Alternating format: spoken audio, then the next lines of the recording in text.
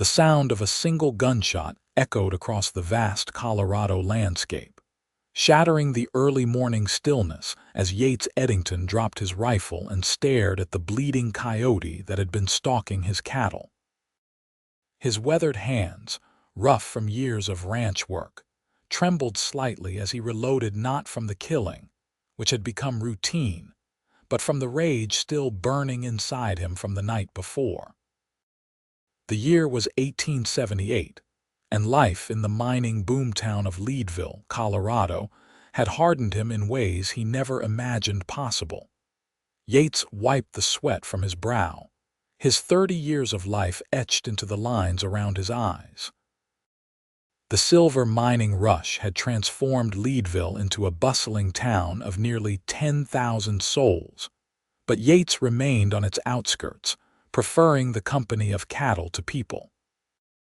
His ranch, modest but growing, sat in a valley with a view of the towering Rocky Mountains that seemed to touch the endless blue sky. "Damn varmint," he muttered, slinging his rifle over his shoulder and mounting his chestnut stallion. His calloused hands gripped the reins tightly, the leather familiar against his rough skin. Those hands had broken wild horses, mended countless fences, and occasionally fought men in the saloons of Leadville when the whiskey flowed too freely. What they had never done was hold anything with true tenderness. The spring air carried the scent of wildflowers and pine as Yates rode back toward his cabin. The night before, he'd been in town for supplies when some drunk miners had started trouble, claiming Yates had cheated at cards weeks earlier. The brawl that followed left 3 men with broken noses and Yates with bloodied knuckles. Sheriff Patterson had warned him about his temper, but warnings meant little to a man who'd been fighting his whole life. As the cabin came into view, Yates noticed something unusual: a wagon parked outside, its canvas cover tattered, and one wheel clearly damaged. He approached cautiously, hand hovering near his holstered revolver. Strangers meant trouble more often than not in these parts. "Hello, the house," he called out, stopping his horse at a safe distance. The cabin door opened slowly, and a woman emerged, clutching something to her chest. Her dress was dusty and torn at the hem, her blonde hair falling loose from what must have been an earlier attempt at a proper bun. Even from this distance, Yates could see the exhaustion in her posture. "I'm sorry," she said, her voice barely carrying across the yard. "Your neighbor said you might be able to help with my wagon. The wheel broke about a mile back, and I barely made it here." Yates dismounted, keeping his movements deliberate. As he approached, he realized what she held wasn't a bundle of belongings as he'd first thought, but a baby, wrapped in a faded blue blanket. "Name's Yates Eddington. This is my ranch," he said gruffly, removing his hat. "And you are?" "Emma Donovan," she replied, straightening her shoulders despite her obvious fatigue. "This is my son, Thomas. He's 6 months old." The baby stirred against her chest but remained asleep. Yates nodded, uncomfortable with the situation. "Where's your husband, madam?" A shadow crossed her face. "He died in the mines over in Central City 3 months ago. I'm heading to my cousin's place near Denver." She paused, then added with quiet dignity, "I can pay you for your help." Yates looked at the broken wagon, then at the woman and child. Something in Emma's eyes, a determined fire despite her circumstances, reminded him of his own mother, who had raised him alone after his father was killed in a cattle rustling incident. The memory softened him momentarily. "Let me see the wheel," he said, walking past her to examine the wagon. "You'll need more than a quick fix. Axle's bent too." "How long will it take to repair?" Emma asked, following him with the baby still pressed to her chest. 3 days, maybe 4. Parts I need are in town." Yates ran his hand along the damaged wood, already calculating the work required. "I can't impose for that long," Emma protested. Yates turned to face her. "Madam, there's 20 miles of rough country between here and the next homestead. Your choice is simple. Stay or risk worse trouble on the trail." The baby awakened then, his tiny face scrunching up before letting out a piercing wail. Emma bounced him gently, whispering soothing words, but Thomas continued crying. "He's probably hungry," she explained, looking uncomfortable. "Is there somewhere I could, inside?" Yates gestured awkwardly toward the cabin. "It ain't much, but it's clean. I'll see to your horse." Emma nodded gratefully and hurried inside with her crying son. Yates stood for a moment, listening to the baby's cries fade as the door closed. He wasn't used to having visitors, especially not a woman and infant. His hands gripped the lead rope of her horse tightly. The rough calluses a testament to the life he'd lived, one that had never included the gentle touches required for a child. After tending to the horse and checking his cattle, Yates reluctantly returned to the cabin. He paused at the door, hearing Emma's soft voice singing a lullaby. The unfamiliar sound of a woman's gentle melody in his home sent an unexpected ache through his chest. It had been 15 years since his mother died, leaving him alone at 15 to make his way in the world. He knocked before entering, finding Emma seated in his one comfortable chair near the fireplace. The baby was asleep again, his small hand curled around one of his mother's fingers. "I need to head into town for parts," Yates announced, keeping his voice low. "There's food in the pantry, help yourself." "Thank you, Mr. Eddington. You're very kind." Yates almost laughed at that. No one had called him kind in years. "I'll be back before sundown." The ride to Leadville gave Yates time to think, something he usually avoided. The woman's situation troubled him. A widow with an infant had few prospects in these harsh territories. Her cousin in Denver might offer sanctuary, but what kind of life awaited them there? These thoughts surprised him. He'd never concerned himself with strangers' futures before. Leadville was bustling with activity when he arrived. Silver had made the town prosperous, with new buildings going up every month. He made his way to the blacksmith shop, ordered the parts he needed, then stopped at the general store for additional supplies: coffee, sugar, and after a moment's hesitation, a tin of condensed milk and some soft soap that smelled faintly of lavender. "Expecting company, Eddington?" asked George Miller, the storekeeper, with a knowing grin. "Just being hospitable," Yates replied curtly, paying for his purchases and leaving before more questions followed. When he returned to the ranch, the sun was beginning its descent behind the mountains. The cabin windows glowed with lamplight, and as he approached, he could smell something cooking. It had been years since he'd returned home to a prepared meal. Emma greeted him at the door, looking slightly less tired than before. "I hope you don't mind," she said. "I made stew with some of the vegetables from your garden." Yates nodded, setting down his purchases. "Smells good." The baby lay on a blanket on the floor, kicking his legs and gurgling. Yates gave the infant a wide berth as he moved to wash up at the basin. "He's been fed and is in a happy mood," Emma commented, noticing Yates's discomfort. "Would you like to hold him while I finish dinner?" "No," Yates said quickly, too quickly. "My hands, they're not fit for handling babies." Emma looked at him curiously but didn't press. "Well, Thomas is a friendly baby, if you change your mind." Dinner was a quiet affair, with Emma making most of the conversation. She spoke of her life before widowhood. Her husband, Michael, had been a miner with dreams of striking it rich. Their small home in Central City, her pregnancy during the harsh winter months. Yates listened more than he spoke, offering only brief comments about his ranch and the surrounding area. After dinner, as Emma cleaned the dishes despite his protests, Thomas began to fuss again.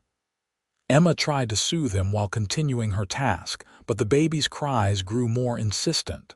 "I can finish those," Yates offered awkwardly. "You tend to your boy." Emma hesitated, then nodded gratefully. "Thank you." She dried her hands and picked up Thomas, but the baby continued to cry. "He's been a bit colicky lately. Walking helps sometimes." She paced the small cabin, bouncing Thomas gently and patting his back, but his wails only intensified. Yates watched from the corner of his eye as he finished washing the plates, uncomfortable with the infant's distress but unsure how to help. After several minutes, Emma looked exhausted. "I'm sorry about the noise," she said over her son's crying. "He's usually not this fussy." "It's fine," Yates said, though the high-pitched screams set his teeth on edge. "Would you mind?" Emma hesitated. "Sometimes he calms down when someone else holds him, just for a minute so I can get his blanket from my bag." Before Yates could object, Emma was beside him, gently transferring the squalling infant into his unwilling arms. Panic flashed through him as he awkwardly cradled the small body, terrified his rough hands would somehow harm the delicate child.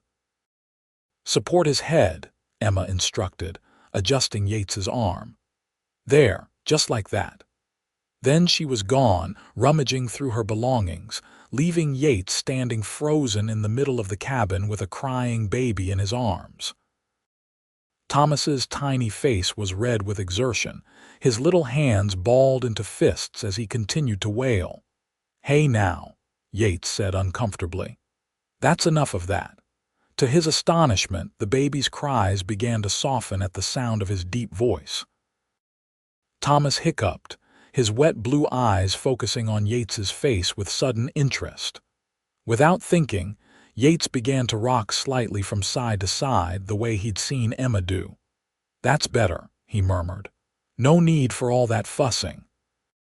Thomas's cries subsided completely, replaced by a curious gurgle. One tiny hand reached up, grabbing at the air between them before latching onto Yates's shirt. The baby's grip was surprisingly strong. Emma returned with the blanket, stopping short at the sight before her. "Well," she said, a smile spreading across her face. "It seems he likes you." Yates couldn't explain the strange sensation in his chest, a warmth that spread through him as the baby settled contentedly in his arms. His hands, so accustomed to rough work, seemed to know instinctively how to cradle this small life, how to provide the gentle support the infant needed. "I'll take him now," Emma said after a moment, but Yates found himself reluctant to give up the baby. "He's settled now," he said. "Might start crying again if we move him." Emma's smile deepened. "You might be right. Do you mind holding him a bit longer? I could use the rest." Yates nodded, unable to articulate the unexpected feeling stirring within him.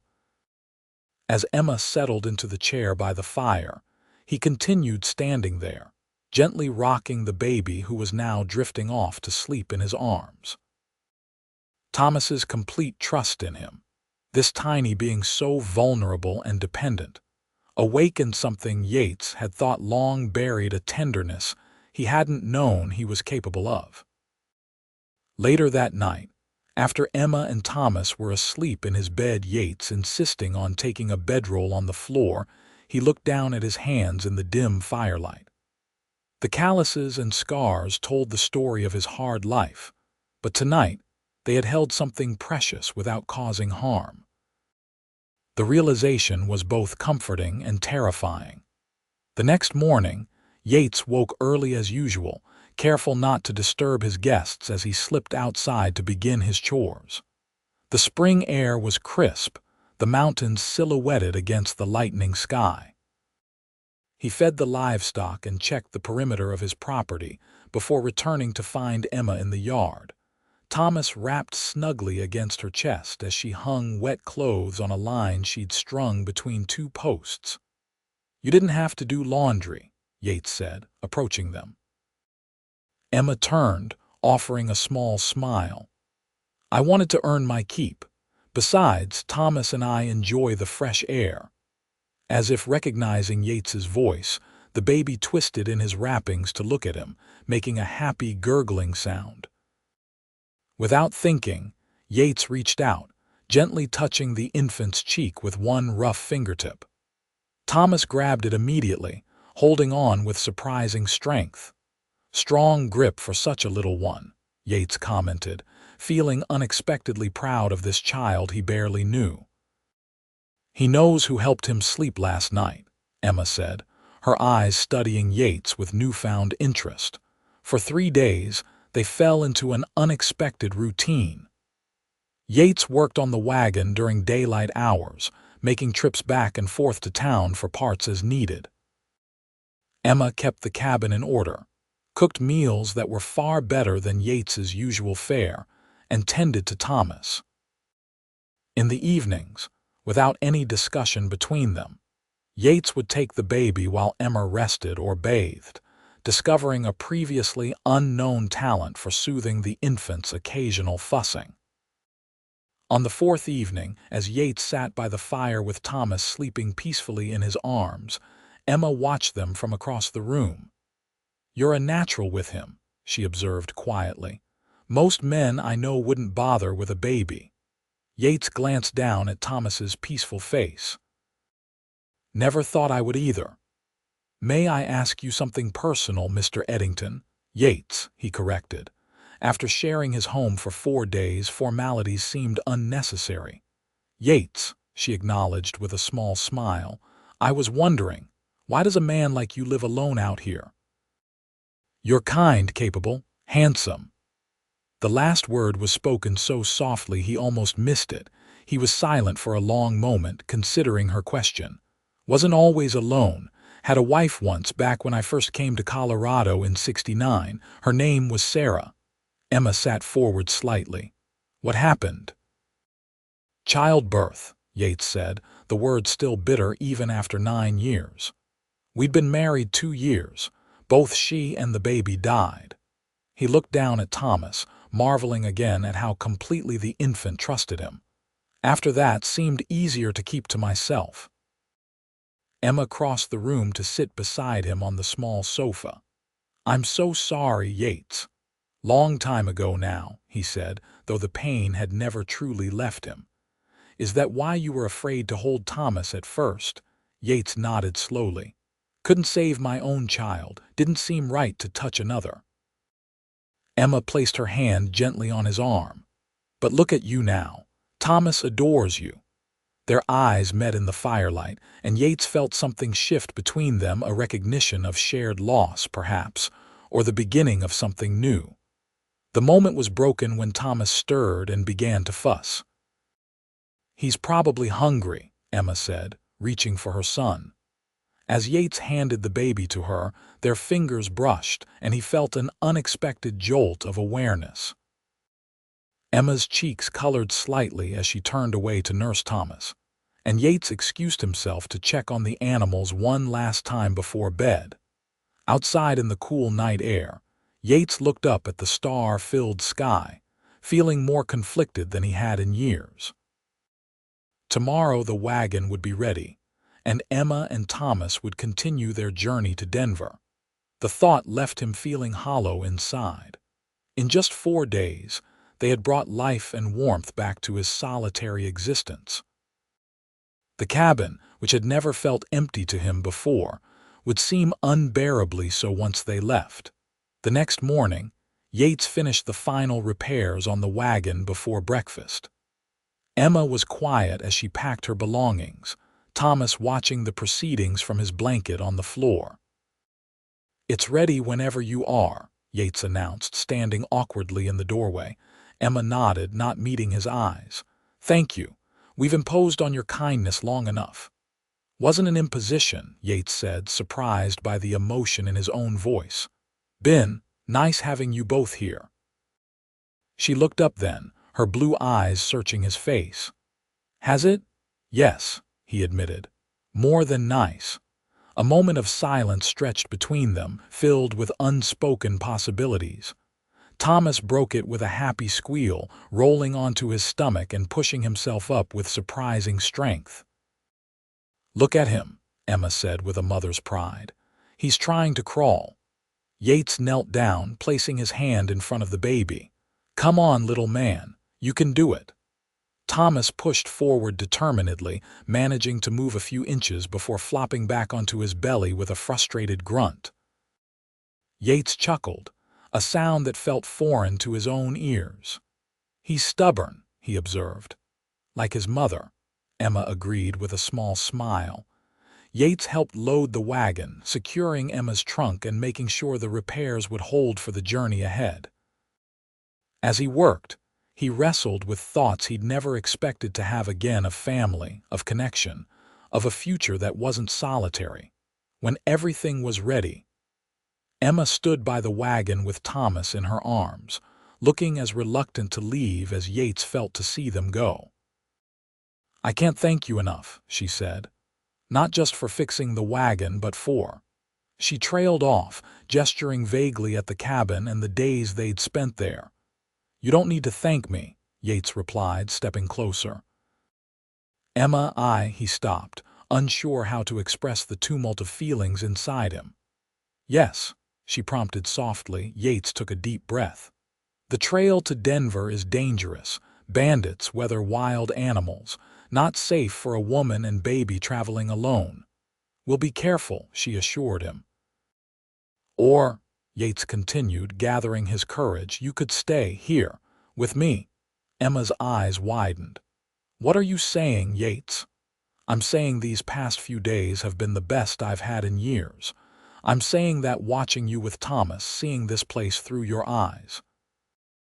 It's made me want things I thought I'd never want again." He gestured at the ranch around them. "There's a good life possible here, for all of us if you want it." "We barely know each other," Emma whispered, though he could see the hope in her eyes. "I know enough," Yates said firmly. "I know you're strong and brave. I know you're a good mother. I know that when you smile, it lights up the whole room." Thomas chose that moment to reach out toward Yates, babbling excitedly. Yates took the baby's small hand in his rough one, marveling again at the contrast. "And I know this little fellow has taught me something important," he continued. "That these hands, rough as they are, can still be gentle when they need to be." He met Emma's gaze directly. "I'm not asking for promises, Emma, just a chance. Stay a while longer. See if what I'm feeling, what I think we're both feeling, is real." Emma's eyes glistened with unshed tears. "And if it is, what then? Then we build something together. Something good." Thomas squirmed in Emma's arms, reaching for Yates with both hands now. With a small laugh that sounded half like a sob, Emma transferred her son into Yates's waiting arms. The baby immediately settled, patting Yates's cheek with a wet hand. "I think he's made his decision," Emma said, her voice thick with emotion. "What about his mother?"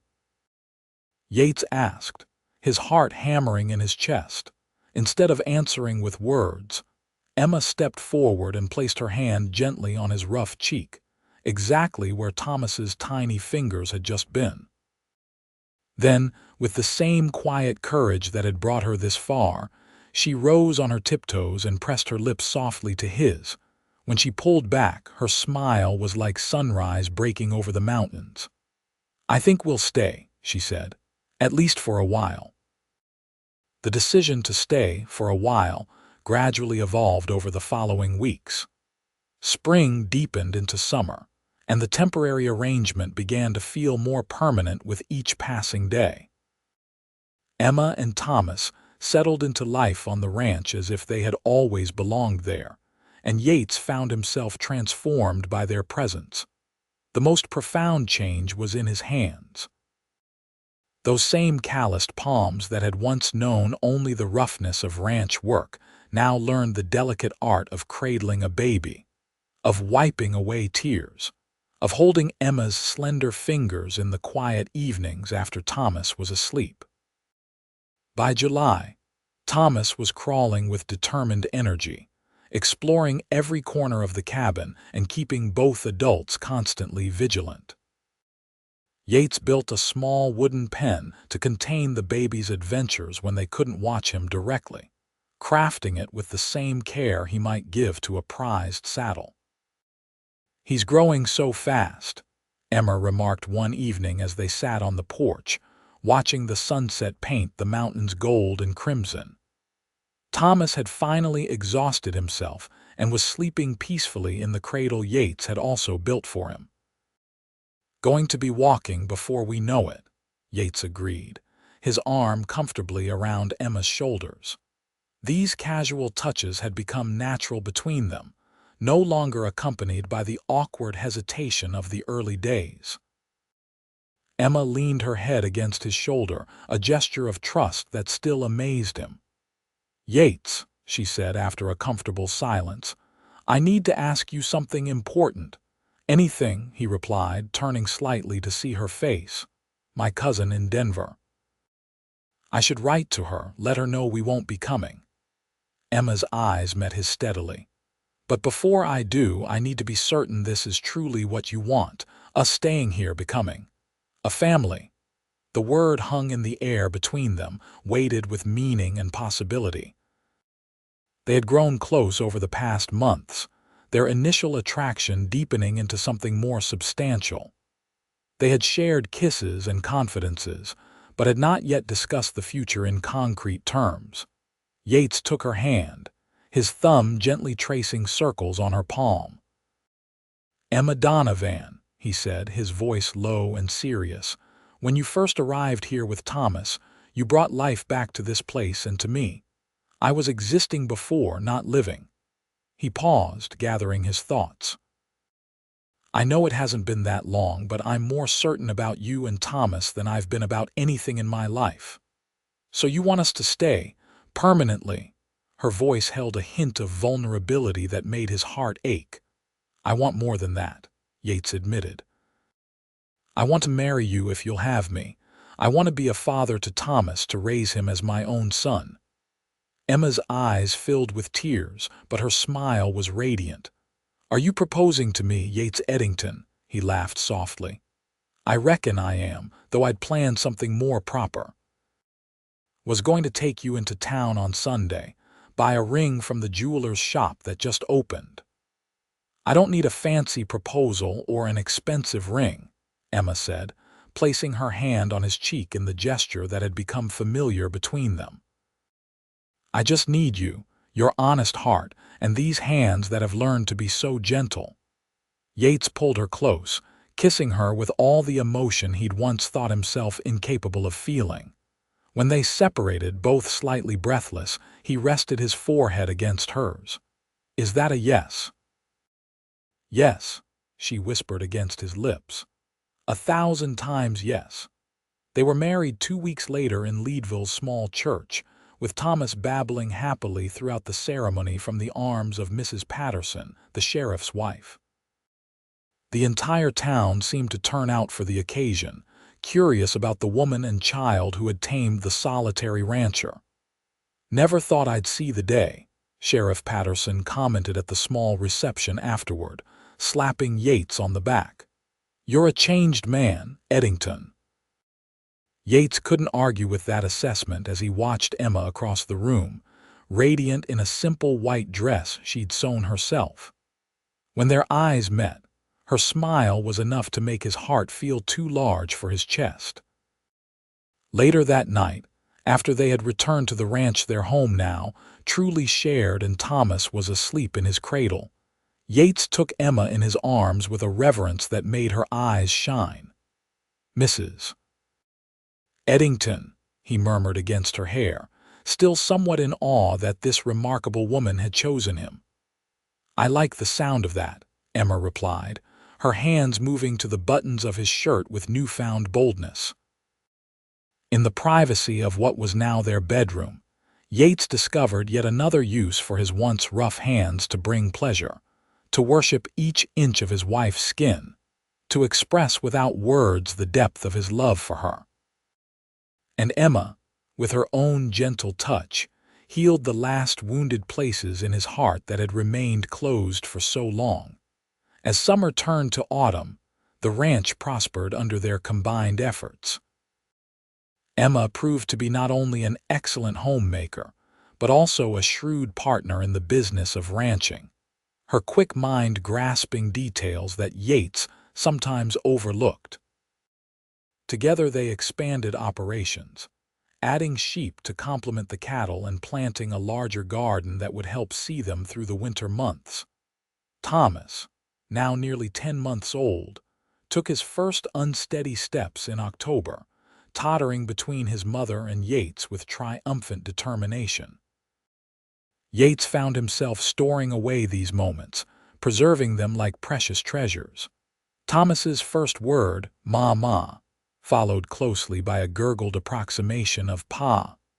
His delighted giggles when lifted high in Yates's strong arms, the peaceful weight of him when he fell asleep on Yates's chest. "You're a natural father," Emma observed one evening as Yates patiently guided Thomas's hand, showing him how to pet the barn cat gently. "It's hard to believe you once thought your hands too rough for tenderness." Yates looked down at those hands still calloused from work, still strong and weathered, but now also capable of the gentlest touch when needed. "Had the right teachers," he replied, smiling at his son. As winter approached, bringing the first snows to the mountains, Emma and Yates prepared for the seasonal isolation that would come with the deeper drifts. They filled the root cellar with preserved foods, stacked firewood high against the cabin walls, and Yates made trips into Leadville for supplies that would need to last them through the coldest months. On one such trip in late November, Yates encountered unexpected trouble. He was loading the last of his purchases into the wagon when he heard a familiar voice behind him, one that sent a chill down his spine despite the cold day. "Well, if it ain't Eddington. Heard you got yourself all domesticated." Yates turned slowly to face Mason Garrett, a man he'd had previous run-ins with, a cattle rustler and all-around troublemaker who'd been away from the area for the past year, reportedly serving time for robbery in a Denver jail. "Garrett," Yates acknowledged coldly. "Thought you were still enjoying state hospitality." Garrett spat tobacco juice into the snow, got out early for good behavior. His laugh suggested just how unlikely that was. "Now I'm catching up with old friends." "We were never friends," Yates said flatly, turning back to secure his load. He could feel Garrett's eyes on him, calculating and malevolent. "Heard you married a widow woman with a baby," Garrett continued. "Must be something special to settle a man like you." Yates stiffened, not liking the implied threat in Garrett's tone. "My family's not your concern." "Family," Garrett mocked. "Listen to you. Next you'll be going to church socials and joining the town council." "I've got nothing to say to you, Garrett," Yates said, climbing onto the wagon seat. "Stay away from my ranch and my family." Garrett stepped closer, lowering his voice. "Thing is, Eddington, I remember you testifying against me at my trial. Seems to me I owe you for that year in prison." Yates met his gaze steadily. "You owe me nothing. You stole my cattle and shot my ranch hand. You're lucky all you got was a year." "We'll see who's lucky," Garrett said, his hand resting meaningfully on his holstered pistol. "Winter's long up here in the mountains. Lots can happen to a man and his family." It took every ounce of Yates's self-control not to leap from the wagon and beat Garrett senseless for the thinly veiled threat. But he was a husband and father now, with responsibilities that went beyond satisfying his anger. Instead, he fixed Garrett with a cold stare. "That sounds like a threat." "Just an observation," Garrett replied with a smirk. "You take care now, Eddington. Give your pretty wife my regards." Yates drove the wagon out of town with his heart hammering and his mind racing. The encounter left him deeply unsettled. Garrett was dangerous, unpredictable, and vindictive. The threat to his family couldn't be ignored, but Yates was reluctant to worry Emma unnecessarily. When he arrived home, Emma greeted him with a kiss. Thomas balanced on her hip. The sight of them, his whole world contained in these two people, strengthened his resolve to protect them at all costs. "You look troubled," Emma observed as they unloaded the supplies. Did something happen in town? Yates hesitated, then decided honesty was necessary. Ran into Mason Garrett. He's out of prison and making veiled threats. Emma's face paled. She had heard about Garrett from town gossip. Threats against you, against all of us, it seemed, Yates admitted. But don't worry too much. Garrett's mostly talk, and with winter coming on, he's unlikely to venture this far from town.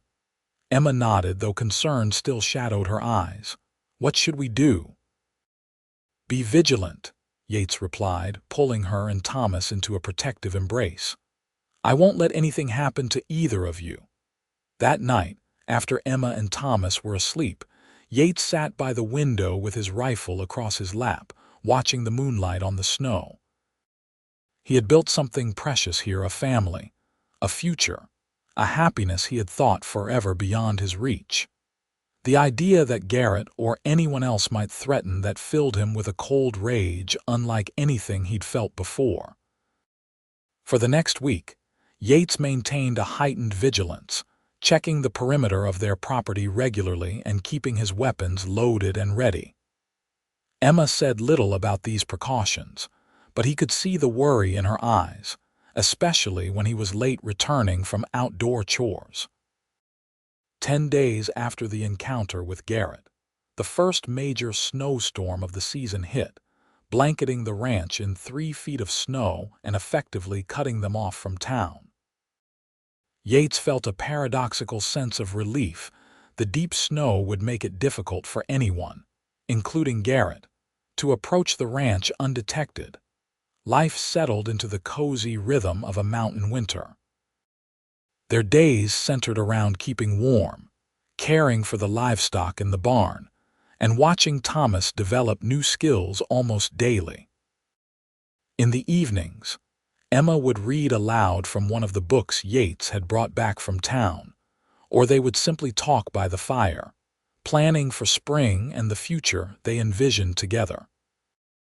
December brought Thomas's first birthday, which they celebrated with a small cake Emma baked using precious sugar from their winter stores. Yates presented his son with a carved wooden horse, its features lovingly detailed during the long evening hours. His first pony, Yates explained as Thomas grabbed the toy with delighted hands. The first of many, I imagine, Emma replied with a knowing smile. You'll have him riding before he can properly walk. Not too soon, Yates assured her, watching Thomas examine the wooden horse with serious concentration. But someday, Christmas approached, bringing with it a break in the stormy weather. The skies cleared to a brilliant blue, and the temperature rose enough to begin melting the snow drifts against the cabin walls.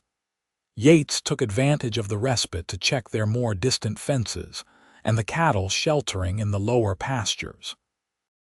I'll be back before dark, he promised Emma, kissing her and Thomas goodbye. Don't worry. Emma nodded, though concern lingered in her eyes. Be careful, she said, as she always did when he left. The threat of Garrett, though unmentioned lately, still hovered at the edges of their consciousness. Yates rode out under the midday sun, relieved to be in the saddle after days confined mostly to the cabin and barn. He checked the cattle, finding them in good condition despite the harsh weather, then rode the perimeter of his property, scanning for any signs of intruders or predators. He was on the far eastern boundary, furthest from the cabin, when he heard the distant sound of a gunshot. His blood ran cold as he wheeled his horse around, spurring the animal to a gallop back toward home. Another shot echoed across the valley, followed by a third. Yates's mind filled with terrible possibilities as he pushed his horse to its limits, jumping fallen logs and plunging through snow drifts with reckless speed. The 15-minute ride seemed to take hours, but finally the cabin came into view with a plume of smoke rising from the chimney and no immediate signs of trouble. Then he saw the tracks in the snow, a single horse, approaching from the north and leading directly to the cabin. And near the woodpile, dark spots that he instantly recognized as blood. Yates dismounted, drawing his revolver as he approached cautiously. "Emma," he called out, his voice tight with fear. "Emma, answer me." The cabin door opened and Emma appeared, Thomas clutched tightly in her arms. Her face was pale but resolute. "We're all right," she said, her voice steady despite the slight tremor in her hands. "We're both all right." Relief flooded through him as he rushed to them, enfolding both in a fierce embrace. "What happened?" "I heard shots." Emma took a deep breath. "It was Garrett. He came looking for you, said he had unfinished business." Her voice grew stronger as she continued. "When I told him you weren't here, he tried to force his way inside. Said he'd take what was yours since you weren't around to protect it." Yates's blood boiled at the implication. "What happened then?" "I had your shotgun ready behind the door," Emma said, a flash of pride crossing her face. "Warned him to leave, but he didn't listen.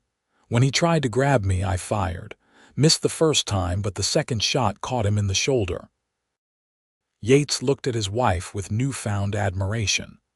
This gentle woman who tended so lovingly to their son and home had defended herself with a courage many men would envy. "Where is he now?" "Rode off bleeding," Emma replied. "I fired once more as he left, but don't think I hit him." "Yates, I was so afraid he'd come back with friends." "You did right," Yates assured her, checking Thomas, who seemed unharmed but distressed by the tension around him. "Let's get inside. I'll need to alert the sheriff." Once in the cabin, with the door securely bolted, Yates built up the fire while Emma soothed Thomas. The baby was fussy, picking up on the adult's anxiety despite their attempts to remain calm. "I'll ride into town tomorrow," Yates decided. "Sheriff Patterson needs to know Garrett's wounded and dangerous. He may seek medical help in Leadville." Emma nodded, some of the color returning to her cheeks. "I was so frightened," she admitted. "Not just for myself, but for Thomas. The thought of what might have happened if—" "Don't think on it," Yates interrupted gently. "You protected our son. You were brave and quick-thinking." He took her free hand, kissing her palm. "I've never been prouder of anyone in my life." That night, they took turns keeping watch, though Yates insisted on taking the longer shift while Emma rested with Thomas. As he sat by the window, rifle across his knees, Yates contemplated how completely his life had changed. A year ago, he had been alone, his heart closed, his hands knowing only work and occasional violence. Now those same hands cradled his son, caressed his wife, built a home and a future worth protecting. At first light, with no sign of Garrett returning, Yates prepared to ride into Leadville. Emma saw him off with a kiss that held both worry and determination. "We'll be fine," she assured him. "I'll keep the shotgun close." "I'll be back by mid-afternoon," Yates promised. "Lock the door behind me." The ride to town was tense, Yates constantly scanning the surrounding landscape for any sign of Garrett or accomplices. But he encountered no one on the snow-covered trail, arriving in Leadville to find the streets relatively quiet in the early morning chill. He went directly to the sheriff's office, where Patterson was drinking coffee at his desk. "Eddington," the sheriff greeted him, surprised. "Didn't expect to see anyone from your way after that snowfall." "Had trouble out at the ranch," Yates explained grimly, relating the events of the previous day. "Emma wounded him, but he rode off. Figure he might have come to town for doctoring." Sheriff Patterson frowned. "Haven't had reports of Garrett seeking medical help, but I'll check with Doc Wilson. That snake's had a chip on his shoulder about you ever since the trial." "This ends now," Yates said firmly. "He threatened my family. I want him found and dealt with. Legally," Patterson emphasized, giving Yates a pointed look. "I know that temper of yours, Eddington." "I'm a family man now," Yates reminded him, though the urge to hunt Garrett down himself remained strong. "But I won't stand by if he threatens them again." The sheriff nodded in understanding. "We'll form a search party. Wounded man can't have gone far in this weather." They organized quickly, with several townsmen volunteering to join the search. The party split into pairs to cover more ground, Yates riding with a storekeeper named Abrams who knew the terrain well. "Good woman you've got," Abrams commented as they rode. "Takes courage to stand up to a man like Garrett." "She's the best thing that ever happened to me," Yates agreed, scanning the horizon. "Her and Thomas both." They searched throughout the morning, finding tracks that might have been Garrett's leading north out of town, but losing them when the trail crossed rocky ground. By early afternoon, with no further sign of their quarry, the search party regrouped in Leadville. "We'll keep looking," Sheriff Patterson assured Yates, "and I'll send word to neighboring towns to watch for him. Wounded and in this weather, he won't get far." Yates nodded, though frustration gnawed at him. He had hoped for a resolution: Garrett captured or, if necessary, killed to remove the threat hanging over his family. "I need to get back," he said, checking the position of the sun. "Emma and Thomas are alone." "Take care," the sheriff cautioned. "And Eddington, you did the right thing coming to me first." Yates wasn't so sure about that as he rode homeward, pushing his horse to maintain a steady pace despite the difficult conditions. The sun was already beginning its descent behind the mountains, and he was anxious to reach the ranch before dark. He was within sight of his property when he noticed fresh tracks crossing his path, a single horse, heading toward the cabin from a different direction than the main trail. Garrett had circled around, perhaps watching and waiting for Yates to leave again. Cold fear gripped him as he urged his horse forward, drawing his revolver as he approached the cabin. No smoke rose from the chimney, and the stillness felt ominous after the previous day's violence. "Emma," he called out, dismounting quickly and approaching the door, which stood slightly ajar. "Emma, answer me." Silence greeted him, broken only by the sound of his pounding heart. He pushed the door open fully, revolver ready, and stepped inside. The cabin was empty, the fire in the hearth reduced to glowing embers. Thomas's toys lay scattered on the floor, and Emma's shawl had fallen beside the rocking chair. Signs of a struggle were evident: an overturned chair, a broken plate on the floor. Fear gave way to a focused rage as Yates quickly checked the rest of the cabin and the nearby barn. No sign of Emma or Thomas, just the fresh tracks leading away toward the eastern hills, difficult terrain where a man might hide. Yates didn't hesitate. Gathering ammunition, water, and a small amount of food, he mounted his horse and followed the tracks. Garrett had a head start of perhaps an hour, but he was wounded and encumbered with a woman and child.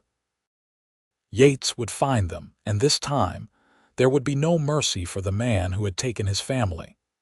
The tracks led into increasingly rugged country, winding through narrow ravines and along treacherous ridgelines. Yates followed relentlessly, reading the signs with the skill of a man who had spent his life in the wilderness. Garrett was moving erratically, sometimes doubling back or taking unnecessarily difficult routes, either to throw off pursuit or because his wound was affecting his judgment. As the light began to fade, Yates spotted something that made his blood run cold: a small patch of blue fabric caught on a thorny bush. He recognized it immediately as part of Thomas's blanket. Dismounting, he examined the ground more carefully and found small drops of blood, not enough to indicate a serious injury, but evidence that either Emma or Thomas had been hurt in some way. The thought of his wife and child in pain, frightened and at the mercy of a vindictive man like Garrett, fueled a determination unlike anything Yates had ever felt. He remounted and continued tracking, using the last of the daylight to follow the increasingly obvious trail. Garrett was getting sloppy, perhaps from blood loss or fatigue. Night fell, but Yates pressed on by moonlight, unwilling to lose even an hour that might be crucial to Emma and Thomas's survival. The temperature dropped sharply, and he worried about his son in the bitter cold, though he knew Emma would do everything in her power to keep the baby warm. Just after midnight, Yates spotted a faint glow ahead firelight, reflecting off the rock face of a small canyon. He dismounted and approached on foot, moving silently despite his exhaustion.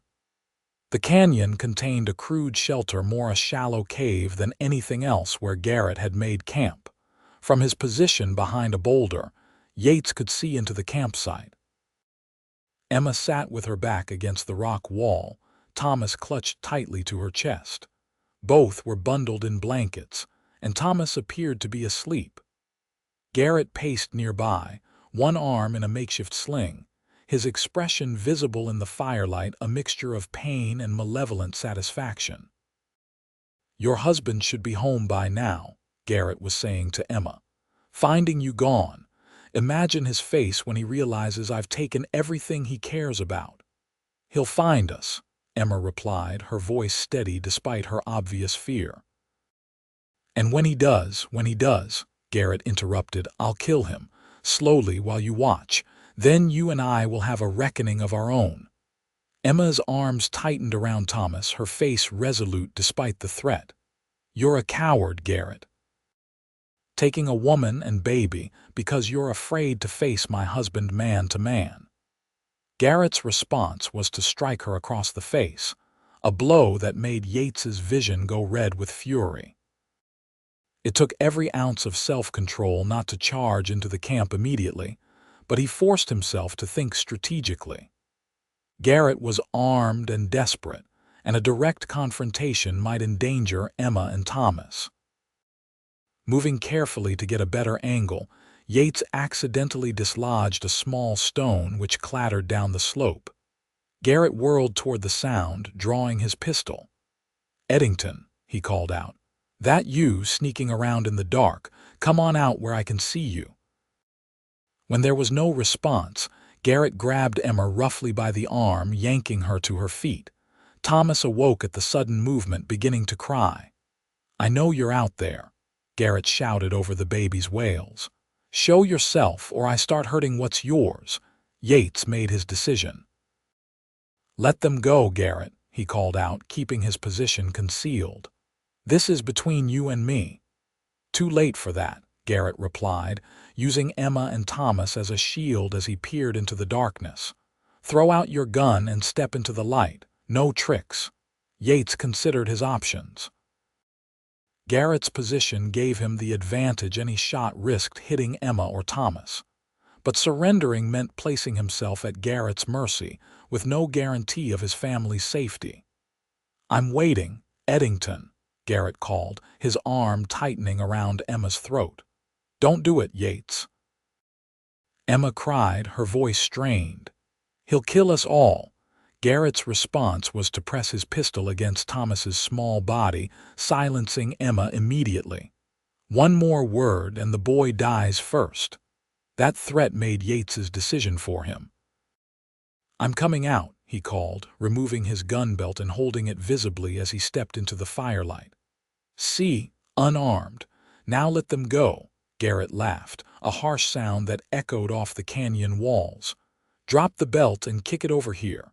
Yates complied, his eyes never leaving Emma's. He tried to convey reassurance, though the situation seemed dire. Thomas continued crying, his small face red with distress. "Good," Garrett said, his pistol now trained on Yates while keeping Emma and Thomas close. "Now we can settle our business properly." "There's no business between us, Garrett," Yates said evenly. "You stole my cattle, you got caught, you served your time, it's done." "Not even close to done," Garrett snarled. "You testified against me, made me look like a common thief. I lost a year of my life in that hellhole because of you." "You lost a year because you broke the law," Yates countered, taking a small step forward. "But that's over now. Take my horse, take whatever supplies you need and ride out. Sheriff Patterson doesn't have to know I found you." Garrett seemed to consider this briefly, his eyes narrowing. "And let you live happily ever after with your pretty wife and brat? I don't think so." His finger tightened on the trigger. "I want you to suffer, Eddington, like I suffered." What happened next occurred so quickly that later, Yates would struggle to recall the exact sequence of events. Emma, seeing Garrett's intention, suddenly drove her elbow hard into his wounded shoulder. Garrett howled in pain, his grip on her loosening just enough for her to twist away, shielding Thomas with her body as she dropped to the ground. In that instant of distraction, Yates lunged forward, tackling Garrett before he could recover his aim. The pistol discharged harmlessly into the air as the two men crashed to the ground, grappling furiously in the dirt beside the fire. Despite his wound, Garrett fought with the desperation of a man who knew his life was at stake. He landed a solid blow to Yates's jaw, momentarily stunning him, then scrambled for the fallen pistol. Yates recovered quickly, launching himself at Garrett again. This time, his fist connected with Garrett's wounded shoulder, eliciting a howl of pain. They rolled dangerously close to the fire, each seeking advantage until Yates managed to pin Garrett beneath him. "It's over," Yates panted, his hands around Garrett's throat. The urge to squeeze to end the threat permanently was almost overwhelming. "Yates, don't," Emma's voice cut through his rage. She stood now, Thomas still crying in her arms, her face illuminated by the firelight. "Don't kill him, not like this." The sight of his wife and child, frightened but alive, cleared Yates's mind. He eased his grip on Garrett's throat, though he kept him pinned securely. "Get my gun belt," he instructed Emma. "There's rope in my saddlebag. We'll take him back to face the sheriff." Emma moved quickly to comply, retrieving the belt and rope. Together, they bound Garrett securely, ignoring his curses and threats. Once the man was safely restrained, Yates finally embraced his family properly, checking them both for injuries. "Are you hurt?" he asked urgently, noting the bruise forming on Emma's cheek where Garrett had struck her. "Nothing serious," she assured him, leaning into his embrace. "I was so afraid he'd kill you when you came for us." "Never doubted you'd find us," Emma whispered, her voice steady despite all she had endured. "I knew those hands of yours would bring us home." Thomas, sensing the danger had passed, had quieted in his mother's arms. He reached out a small hand toward Yates, who took it gently, marveling again at the contrast between his rough palm and his son's delicate fingers. "Let's get you both home," Yates said softly. "Where you belong." They made camp for what remained of the night, neither willing to attempt the treacherous journey back to the ranch in darkness. Yates kept Garrett bound and under constant watch, while Emma and Thomas slept fitfully nearby, exhausted from their ordeal. At first light they packed up and began the journey home, Garrett mounted behind Yates on his horse, Emma riding the horse Garrett had stolen, with Thomas secured against her chest. The return trip was slow but steady, and by mid-afternoon the familiar silhouette of their cabin appeared on the horizon. "Never thought I'd be so happy to see that old place," Emma commented, a smile breaking through her fatigue. "Home," Yates agreed, the word carrying a weight of meaning it never had before she and Thomas entered his life. After securing Garrett in the barn, Yates insisted on examining Emma and Thomas more thoroughly for injuries. Apart from Emma's bruised cheek and some minor scratches, they were physically unharmed, though the emotional impact of the ordeal would take longer to heal. "I'll ride into town tomorrow," Yates decided, once Emma and Thomas were settled comfortably by the fire. "Patterson can send men to collect Garrett." Emma nodded, though a shadow crossed her face. "What if there are others like him, men from your past with grudges?" Yates considered this, understanding her fear. "There might be," he admitted honestly. But we can't live our lives afraid of what might happen. He took her hand, his calloused thumb brushing over her wedding band. What I know is that you're the strongest woman I've ever met, and together we can face whatever comes. The following day, Sheriff Patterson and 2 deputies arrived to take Garrett into custody, promising he would face serious charges for kidnapping and assault. As they rode away with their prisoner, Yates felt a sense of closure not just regarding Garrett, but for a chapter of his life that had ended when Emma and Thomas entered it.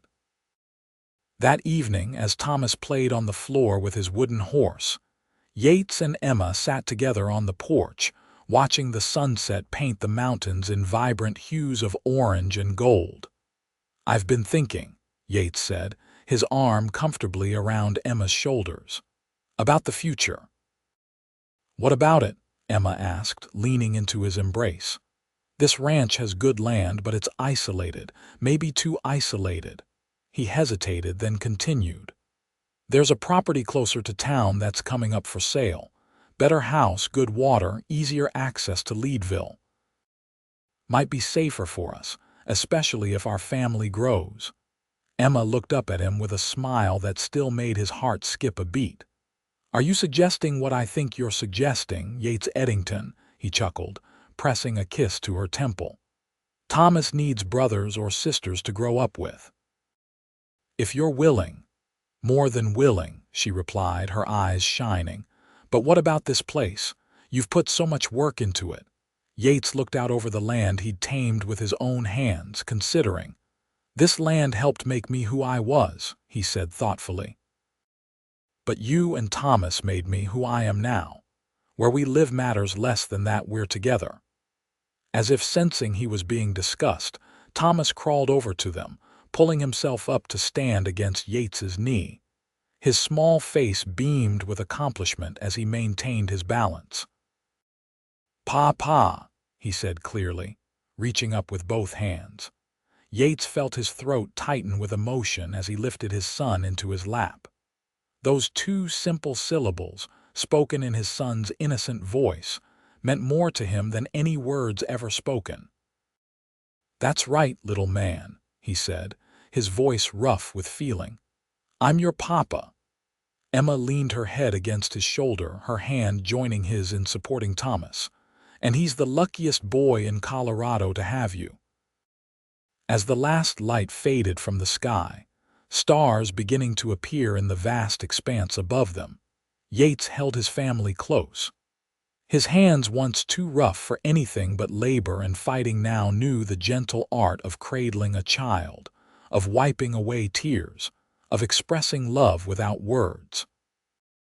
It was a transformation he never could have imagined on that spring day when Emma Donovan first arrived at his door, a desperate widow with a baby in her arms. "No," he said softly, looking from Thomas to Emma with a heart full of gratitude. "I'm the lucky one." Spring came early that year, bringing with it new beginnings. Yates and Emma sold the isolated ranch and moved to the property closer to Leadville, a comfortable homestead with a spacious house, fertile fields, and most importantly, neighbors within shouting distance. The move coincided with the news that their family would indeed be growing. Emma was expecting a child in the late summer. Thomas, now walking confidently and chattering in half-formed sentences, took to the new home with characteristic enthusiasm, delighting in the larger spaces to explore and the new animals to befriend. Yates built him a small corral where a gentle pony waited for the day Thomas would be old enough to ride. Their new proximity to town changed their lives in unexpected ways. Emma began selling her preserves and baked goods at the general store, developing a reputation for the finest apple butter in the county. Yates, with his knowledge of cattle and horses, found himself increasingly sought after for advice by newer settlers. Without quite realizing how it happened, they became respected members of the community, their home often serving as a gathering place for Sunday socials after church.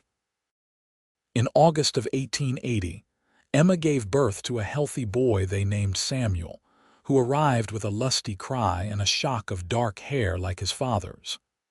Thomas, not quite 2, regarded his new brother with solemn curiosity before declaring, "My baby," with possessive pride that made both parents laugh.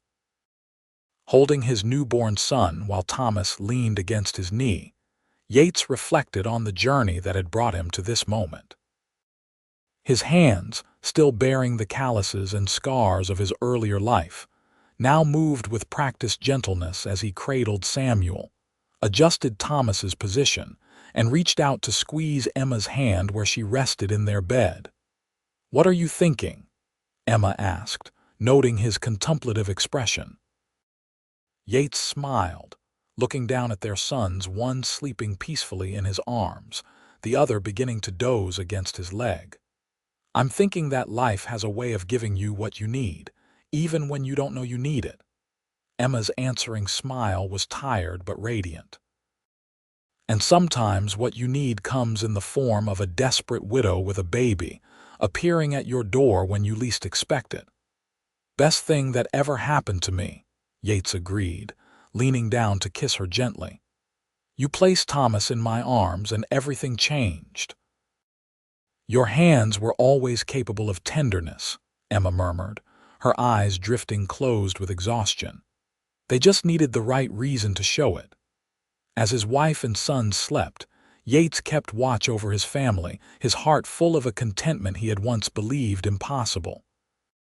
Outside, the Colorado mountains stood sentinel against the sky, unchanged by the passage of human lives, yet witnessing the transformation of a solitary rancher into a husband and father whose rough hands had learned, at last, the most important work of all: to love, to protect, and to cherish the precious lives entrusted to his care.